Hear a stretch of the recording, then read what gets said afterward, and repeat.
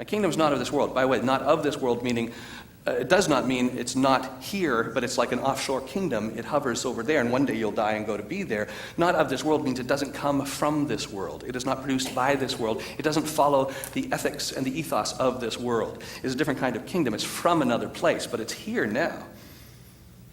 And the one thing, there's many things that distinguish this kingdom, but the one thing he has to highlight to Pilate, he says, my kingdom's not of this world, otherwise my followers would fight. The one thing that Jesus has to clearly distinguish here is this is one thing you're going to notice, Pilate, about my kingdom. Completely different rules of the game from any kingdom of this world. And then we see, as John portrays this, we see the coronation of our king. And it's completely ironic. They are mocking Jesus, ironically, but it's a double irony that then becomes truth. Because as they mock him as king of the Jews, guess what? He is king of the Jews, and he's king of everybody. And so they dress him in a purple robe, the robe of royalty. And you have the coronation of our king, and they put on his head, what? A crown of thorns. We are so used to this Easter symbolism that it just becomes so pedantic and just so plain to us. But do you see the symbolism here? That our king is being crowned, and it's a crown of suffering. It's a crown of torment. And then they put him on the cross. He's enthroned, and he ascends to his throne, and there they put a sign above his head. Here's the King of the Jews, all in mock, all in jest. They're trying to be ironic. They don't realize they're being doubly ironic.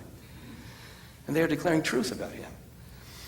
And so we say, we follow this king, but this king whose kingdom moves forward through a portal of suffering and laying down one's life. You know, Christ's best sales pitch to people who might want to follow him was, you want to follow me, pick up your cross and follow me. Paul says, hey, it's a free gift of grace. You know, wages of sin is death, but the gift of God, eternal life, absolutely. But remember, Paul says that to people who are already saved. And he reminds them, don't get cocky. This is God's gift to you. But when talking to people who are hearing the gospel for the first time, Jesus is saying, pick up your cross. It's a free gift of grace. That will cost you your life. And he front-end loads lordship. Anabaptists would call us to this. And then we see in the middle of this conversation, Pilate is not getting the response from Jesus that he wants. And Pilate says to him in chapter 19, verse 10, he says, listen, don't you realize that I have the power either to free you or to crucify you? Why aren't you cooperating with me here? Christ's response to him is fascinating. Jesus says, you would have no power over me if it were not given to you from above. Now, I don't have to fear you because whatever's happening here, God is allowing, and God will redeem, and God will work through. I'm not saying you're a good leader, Pilate. You can be the worst leader possible. God can still use this moment.